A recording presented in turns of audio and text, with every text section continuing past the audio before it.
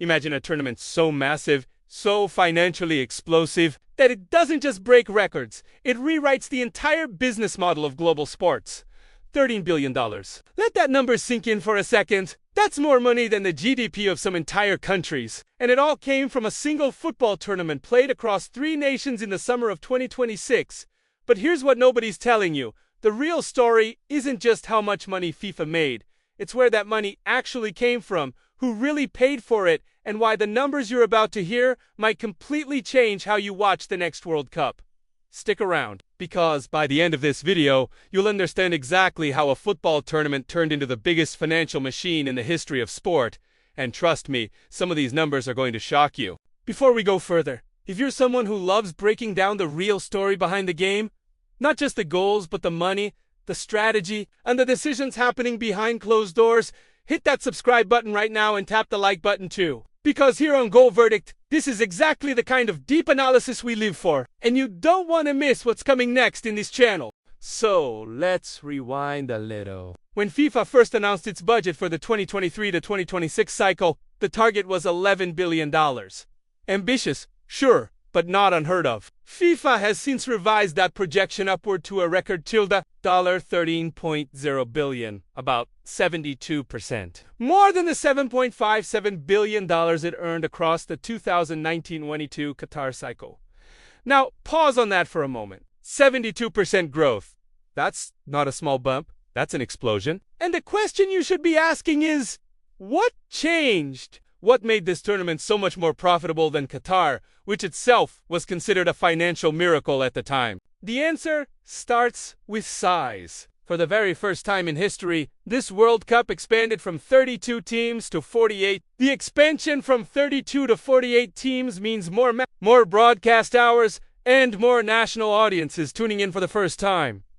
Think about what that actually means. More countries qualifying means more fans emotionally invested, more local advertisers jumping in, and more broadcasters willing to pay premium prices just to secure the rights. And speaking of broadcasting, this is where the real money starts pouring in. FIFA's 2026 World Cup cycle is projected to generate over $13 billion, including $3.9 billion from broadcasting rights, $3 billion from ticketing and hospitality, and $2.8 billion from sponsorships. Broadcasting alone brought in nearly $4 billion. That's television networks and streaming platforms battling each other just for the right to show these matches on your screen. But here's where it gets interesting, because ticketing and hospitality revenue almost matched broadcasting.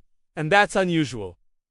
Normally, broadcasting dominates by a much wider margin. So why did ticket sales suddenly become such a massive piece of the pie? Part of the answer lies in where this tournament was hosted. With matches spread across some of the largest stadiums in North America, including venues built for the NFL that routinely seat 70,000 to 80,000 fans, the sheer volume of available seats should push ticketing revenue well beyond what smaller venues in Qatar could achieve. Bigger stadiums mean more seats, and more seats mean more tickets sold. Simple math, right? Except it's not that simple, because the pricing strategy behind those tickets is where things start to feel a little uncomfortable. According to financial breakdowns of the tournament, dynamic pricing was used aggressively, meaning ticket prices moved based on demand, almost like an auction. And FIFA didn't stop there. They also ran their own resale marketplace. And get this, some final tickets reportedly resold for over $2 million each. $2 million for a single ticket to watch one match. If that number doesn't stop you in your tracks,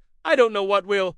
And it wasn't just the finals either. Reports have surfaced that some tickets on FIFA's official portals were selling for around $32,000 each in the days leading up to the biggest match. This is where fans started using the word betrayal, feeling like the very people who make these tournaments special by filling the stands were being squeezed for every last dollar. Now let's talk about sponsorships, because this is the quieter but equally powerful revenue stream. Nearly $3 billion came from sponsorship deals alone. Global brands, tech companies, beverage giants, all fighting for a piece of the world's biggest sporting stage.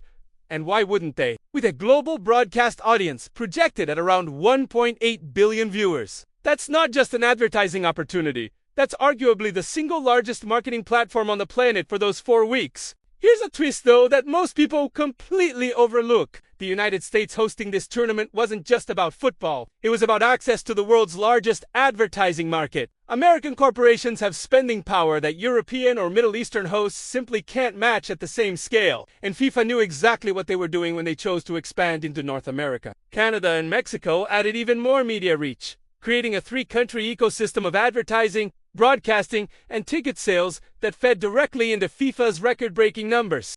But before you assume all this money just disappears into some corporate vault, let's clear something up, because it's not entirely true. A significant portion actually flows back into the sport itself. Prize money alone reached a record high, with the winning nation walking away with $50 million.